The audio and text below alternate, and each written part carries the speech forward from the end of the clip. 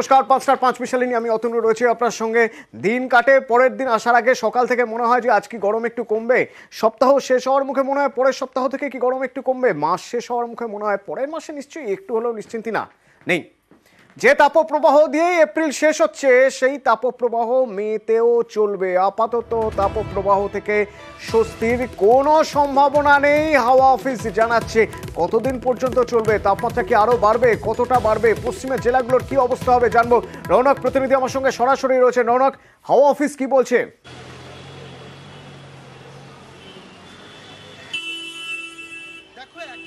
তীব্র তাপপ্রবাহের সতর্কবার্তা দিয়েছে আলিপুর আবহাওয়া দপ্তর। মূলত পশ্চিমে যে জেলাগুলি রয়েছে, পূর্ব বর্ধমান, পশ্চিম মেদিনীপুর, পূর্ব মেদিনীপুর, বাঁকুড়া, বীরভূম, এই জেলাগুলিতে কিন্তু তীব্র তাপপ্রবাহের সম্ভাবনা নেই। অর্থাৎ এই যে গলদঘর্ম পরিস্থিতি তা কিন্তু বজায় থাকছে চলতি সপ্তাহেও। এছাড়া শহর কলকাতার তাপমাত্রা আবারও 41 ডিগ্রি পেরোলো এবং যেটা জানাচ্ছে আজ শহর কলকাতার দুটো নাগাদ তাপমাত্রা ছিল 41.1 ডিগ্রি সেলসিয়াস। চলতি মাসে এই নিয়ে 3বার কিন্তু 41 ডিগ্রির ঘর পেরোলো শহর কলকাতার তাপমাত্রা। কলকাতার ক্ষেত্রে আগামী 24 ঘন্টায় তাপমাত্রা বৃদ্ধি পাবে এবং পশ্চিমের জেলাগুলিতে লুয়ের পরিস্থিতি তৈরি হচ্ছে, এমনটাই জানাচ্ছে হাওয়া অফিস। এবং অসুবিধা জানিয়ে রাখবো যে উত্তরবঙ্গের ক্ষেত্রেও কিন্তু রেহাই নেই, কারণ উত্তরবঙ্গের পার্বত্য অঞ্চল দার্জিলিং, কালিম্পংকে দু একটা বৃষ্টির সম্ভাবনা থাকলেও সেখানকার তাপমাত্রার পতনের সে অর্থে সম্ভাবনা নেই। এবং উত্তরবঙ্গের মালদা, দক্ষিণ দিনাজপুর, উত্তর দিনাজপুর এই 3 জেলায় কিন্তু তাপমাত্রা বৃদ্ধির সম্ভাবনা রয়েছে। এখানকার দুর্বিষহ গরম, সেই দুর্বিষহ গরমের শিকার হতে হবে উত্তরবঙ্গবাসীকে। অর্থাৎ দক্ষিণবঙ্গ থেকে শুরু করে উত্তরবঙ্গ কোনো জায়গাতে। এবং সবচেয়ে টেনশনের পশ্চিমের জেলাগুলোর জন্য। ধন্যবাদ রৌনক। সবচেয়ে টেনশন থাকবে পশ্চিমের জেলাগুলোর জন্য। তো হাওয়া অফিস কি বলছে শুনুন। তো কোথাও কোনো রেনফলের সম্ভাবনা নেই, কারণ এই আগামী 5 দিন মানে 1 তারিখ পর্যন্ত কোনো বৃষ্টিপাতের সম্ভাবনা নেই। এছাড়াও বেশ কয়েকটি জেলাতে সিভিয়ার হিটওয়েভেরও সতর্কতাবার্তা দেওয়া হয়েছে আর কি। দুটো মেদিনীপুর, বাঁকুড়া, দুটো বর্ধমানে এবং বীরভূমে সিভিয়ার হিটওয়েভের সতর্কবার্তা দেওয়া হয়েছে এবং রেড অ্যালার্ট দেওয়া হয়েছে। নর্থ বেঙ্গলেও মালদা এবং দিনাজপুরে আপনার হিটওয়েভের সতর্কবার্তা দেওয়া হয়েছে। কলকাতায় যদি এই অবস্থা হয় তাহলে পশ্চিমের জেলাগুলোর কি হবে, এক এক করে ছবি দেখার চেষ্টা করবো। এখন বিকেল 5টা, কিছুটা হলেও উত্তপ্ত পরিস্থিতি, কিছুটা হলেও কি মানে কষ্ট লাঘব হচ্ছে মানুষের। যে ছবি দেখছেন বাঁকুড়ার ছবি। বেলা যখন পড়তে শুরু করেছে তখন আস্তে আস্তে মানুষ রাস্তায় বেরোতে শুরু করেছেন, কিন্তু সারা দুপুর বাঁকুড়া শহর কেন বাঁকুড়ার প্রত্যন্ত এলাকা খাঁ খাঁ করছে। প্রিয়ব্রত প্রতিনিধি আমার সঙ্গে রয়েছেন। প্রিয়ব্রত, বিকেল 5টা, এখন হয়তো দিনের কাজ, যে কাজগুলো 11টার মধ্যে সেরে ফেলতে পারেননি মানুষ, সেগুলো সেরে ফেলতে রাস্তায় নেমেছেন। একেবারে অতন, তুমি যেটা বলছো যে বিকেল 5টা বাজে, এখন কিন্তু ওয়েদারটা কিছুটা হলেও ঠান্ডা হচ্ছে আস্তে আস্তে। মনে হচ্ছে যে রোদটা শেষ হয়েছে, আগামী দিনের অপেক্ষা। কিন্তু অপেক্ষা তো শেষ নেই। আগামী দিনটি কি হবে মানুষ জানে আগে থেকেই, কেননা 8টার মধ্যেই কিন্তু চড়া রোদ উঠতে শুরু করছে।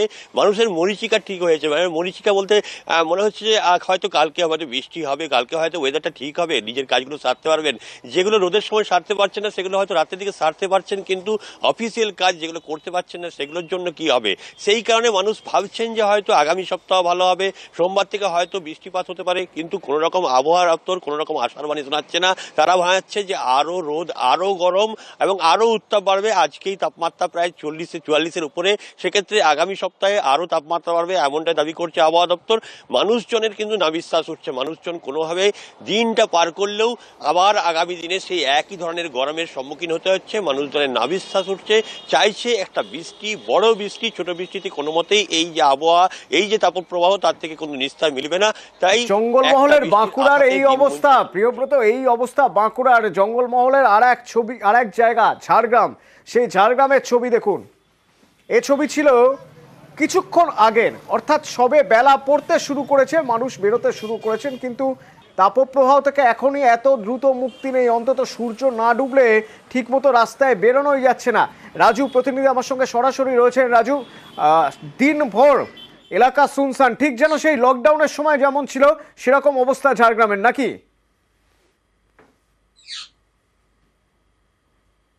একদমই, কারণ লকডাউনের সময় যে ছবি আমরা দেখেছি ঠিক সেই ছবি এখনো রয়েছে। কারণ এখন বেলা কমে বেলা বাড়ছে এবং বেলা শেষের দিকে যাচ্ছে, সেই সময় 5টার সময় যে ছবি, সেখানে প্রায় 43 ডিগ্রি তাপমাত্রা রয়েছে। আর এই তাপমাত্রার ফলে কার্যত রাস্তায় মানুষ নেই বললেই চলে। রাস্তা এখনো পর্যন্ত শুনশান রয়েছে। যেখানে হাওয়া অফিস বলছে এই 1 সপ্তাহ তাপপ্রবাহ বইবে, সেক্ষেত্রে যেভাবে তাপমাত্রা ঊর্ধ্বমুখী, সেক্ষেত্রে মানুষের নাজেহাল সমস্যা হচ্ছে। কারণ একদিকে তো রোদে বেরোনো যাচ্ছে না, তার উপর গরম বাতাস, লু বইছে, আর সেই লুয়ে কার্যত রাস্তায় মানুষ বেরোতে পারছেন না। আর যার ফলেই যে সমস্ত মানুষজন সকাল সকাল বিভিন্ন কর্মসংস্থানে গেছিলেন কাজের জন্য, তাদেরও যেমন ফিরতে সমস্যা হচ্ছে, ঠিক তেমনই আবার যারা দিনের বেলায় কাজগুলো সারতে পারেনি, তারা হয়তো ভেবেছিলেন বিকেলের দিকে সেই কাজ সারবেন, কিন্তু বেলা কমলেও তাপমাত্রা কমেনি। তাপমাত্রা প্রায় 43 ডিগ্রি এখনো রয়েছে। এখনো 43 ডিগ্রি। বিকেল 5টা, কিছুক্ষণ পরেই সূর্য ডুববে, কিন্তু এখনো জঙ্গলমহল এখনো পর্যন্ত তেতে রয়েছে। ঝাড়গ্রামের ছবি দেখাচ্ছিলেন রাজু আমাদের, এবং তারই পাশাপাশি পুরুলিয়ার ছবি একবার দেখাই। যারা বেরিয়েছেন রাস্তায়, নিতান্তই প্রয়োজনে বেরিয়েছেন, চেষ্টা করছেন মাথা মুখ ঢেকে বেরোতে, কোনোভাবেই যাতে লু না লেগে যায়, কারণ লু পরিস্থিতি। জল নিতে অনেক দূরে যেতে হয় অনেককে। পুরুলিয়ার বেশ কিছু গ্রামে এই সমস্যা এখনো রয়েছে, তার কারণ গরম এলেই জলস্তর কমে যায় এবং নলকূপ থেকে জল ওঠে না, তখন কিছুটা দূর থেকে জল নিয়ে আসতে হয়। একে তো এই গরম, ইন্দ্রজিৎ, একটু জানতে চাইবো যে প্রত্যন্ত এলাকাগুলোয় জলের কি নতুন করে কোনো সমস্যা তৈরি হলো?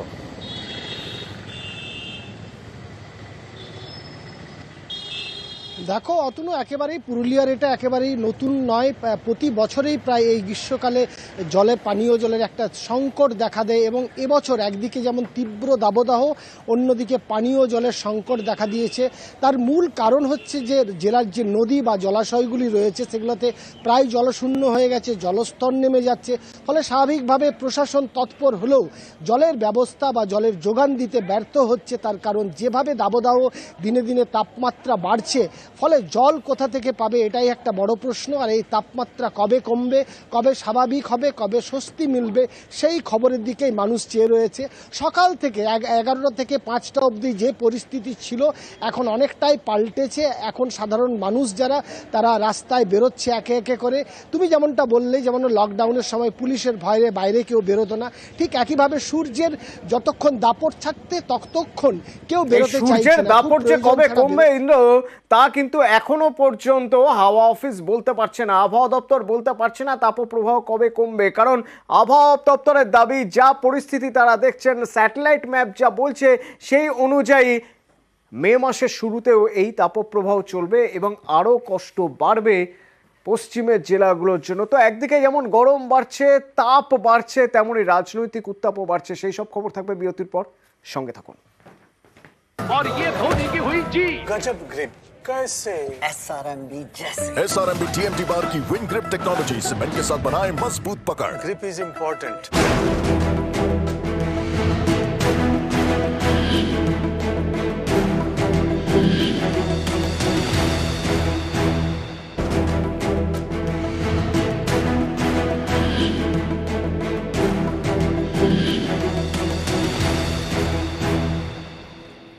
এসএসসি দুর্নীতির প্রতিবাদ, আর সেই প্রতিবাদে আজ সল্টলেকের করুণাময়ীতে এসএসসি ভবনে বিক্ষোভ কর্মসূচি ছিল বামেদের, আর সেই বিক্ষোভ কর্মসূচি নিয়ে ধুমধুমার একেবারে।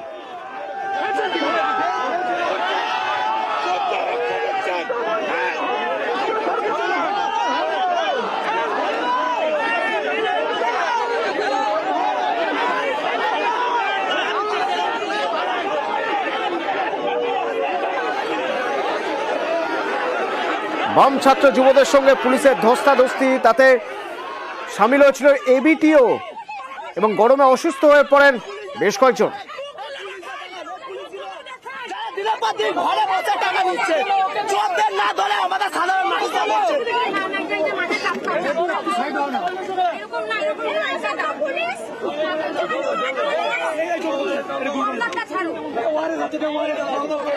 উপদার্থ রাজ্য সরকার এবং স্কুল সার্ভিস কমিশনের, তাদের অপকর্মের ফল ভুগতে হচ্ছে এ রাজ্যের সমস্ত যৌবনকে।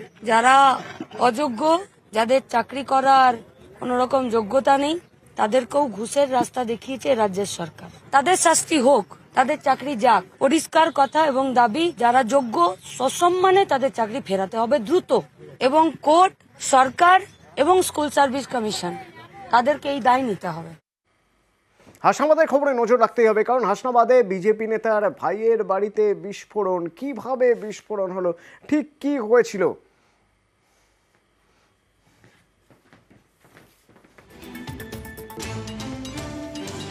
এই বিস্ফোরণে লন্ডভন্ড বাড়ি, বিজেপি নেতার ভাইয়ের স্ত্রী আহত। হাসনাবাদের বিজেপি নেতা নিমাই দাস, তার ভাইয়ের বাড়িতে বিস্ফোরণ। আমার সঙ্গে রয়েছেন আমার প্রতিনিধি জিয়াউল। জিয়াউল, একটু জানতে চাইবো কার বাড়ি, বিস্ফোরণ সম্পর্কে এখনো পর্যন্ত কি জানা যাচ্ছে, প্রতিবেশীরা কি বলছেন, কি শুনেছিলেন, কি দেখলেন তারা?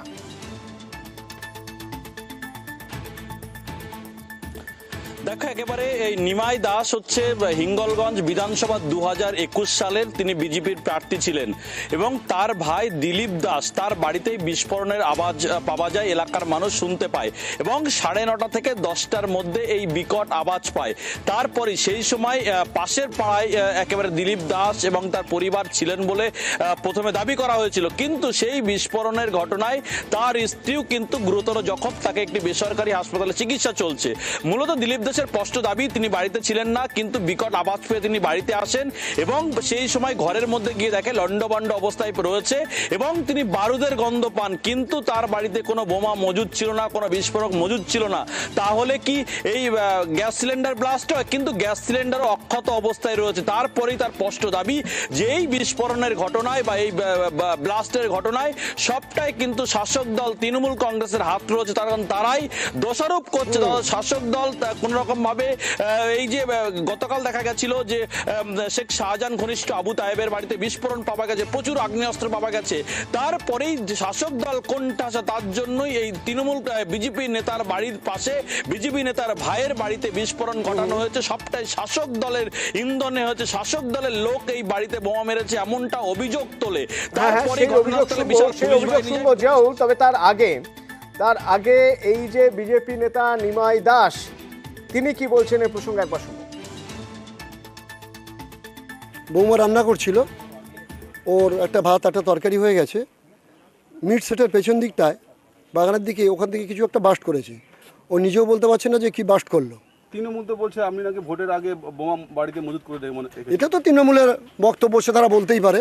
বোমা বলেও আমি বলতে পারছি না, কি যে বাস্ট করলো সেটাও বলতে পারছি না। বিজেপি নেতার বাড়িতে বোমা মজুদ ছিল দাবি করছেন কুণাল ঘোষ। হিঙ্গলগঞ্জ বিধানসভা হাসনাবাদ পঞ্চায়েত যেখানে বিজেপির দখলে আছে, সেখানে খুব পরিচিত বিজেপি নেতা নিমাই দাস, সেই নিমাই দাসের ভাইয়ের বাড়িতে বোমা বিস্ফোরণ হয়ে গেল, গুরুতর জখমের খবর আসছে। ব্লাস্ট এতটাই জোরদার যে বাড়িঘর ভেঙে পুড়ে একসা হয়েছে, সব ছিটকে গেছে। কি ফেটেছে? বোমা। কার বাড়িতে? নিমাই দাসের আত্মীয়। এবার প্রশ্ন হচ্ছে, এখানে সিবিআই যাবে না? এনএসজি ঢুকবে না? এনএসজির ওই রোবোটিক ডিভাইস গুটি গুটি পায় এগোচ্ছে কি একটা যেন যন্ত্র, সেগুলো দেখা যাবে না? কারণ বিজেপির বাড়িতে ব্লাস্ট হয়েছে। ষড়যন্ত্রের অভিযোগ তুলে এই বিজেপি নেতার বাড়িতে, বিজেপি নেতার ভাইয়ের বাড়িতে বিক্ষোভ, বাড়ির সামনে বিক্ষোভ বিজেপি নেতা কর্মীদের।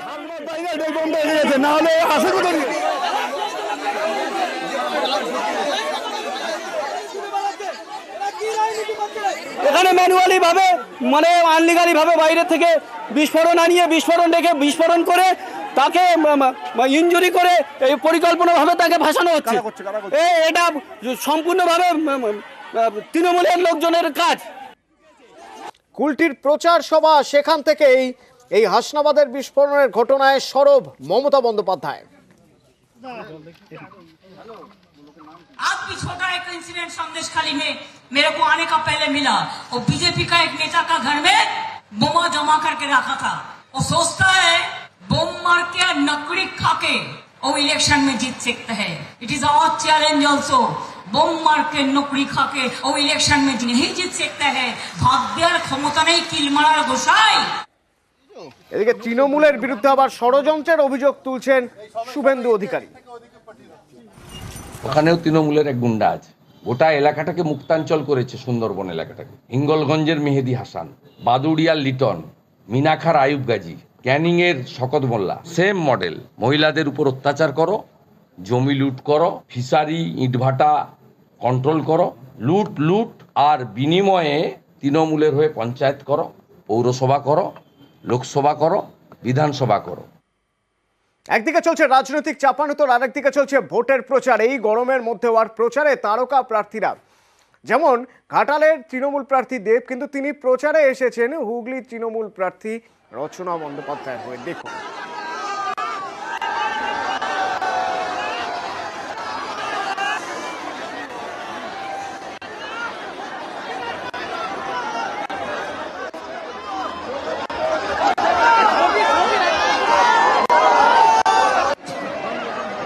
স্টার ক্যাম্পেনার, খুব স্বাভাবিকভাবে প্রচুর মানুষের ভিড় এই গরমের মধ্যেও।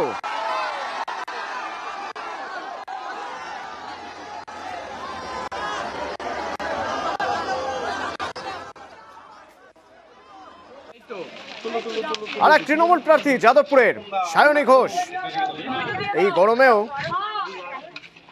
সানগ্লাস পরে, মাথা ঢেকে প্রচারে, হাতে ডাবের জল।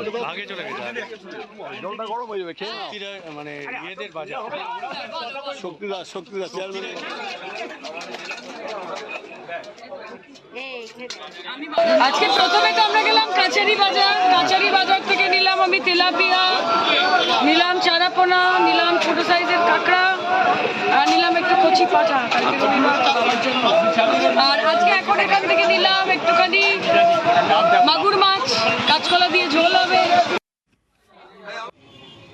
মহুয়া মৈত্র কৃষ্ণনগরের তৃণমূল প্রার্থী, গরমে থোড়াই কেয়ার।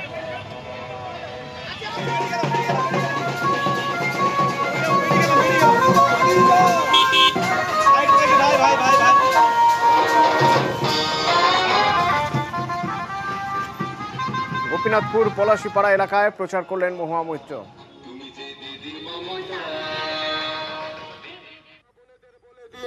জোড়া ফুলে চাপ দিন, আরামবাগে তৃণমূল প্রার্থী মিতালি বাগ, জোড়া ফুলে চাপ দিন, ছাত্র যুবকে বলে দিন, জোড়া ফুলের এলাকার নেতৃত্ব। ব্যাপক প্রবাহ চলছে, কিন্তু প্রচারে খামতি নেই।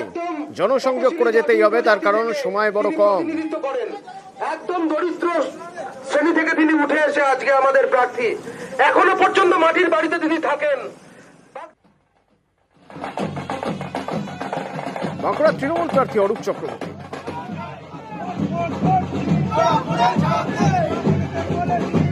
পুজো দিয়ে প্রচার শুরু করলেন। প্রচারের ফাঁকেই চা খেতে খেতে জনসংযোগ।